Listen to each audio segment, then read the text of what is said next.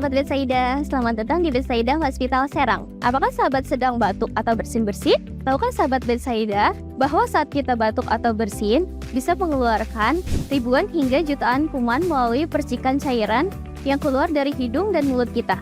Kita dapat mencegahnya dengan cara menerapkan etika batuk dan bersin secara benar. Berikut cara melakukan etika batuk dan bersin yang benar.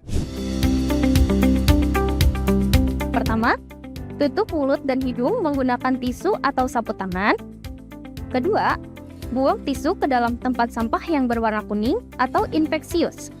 Jika tidak ada tisu, bisa kita gunakan lengan baju bagian dalam. Keempat, setelah itu kita lakukan cuci tangan. Dan yang terakhir, gunakan masker dengan benar ketika kita sedang mengalami gejala influenza. Nah, sahabat Betsaida, dengan menerapkan etika batuk dan bersin dengan benar, sahabat turut mengendalikan infeksi di lingkungan sekitar kita.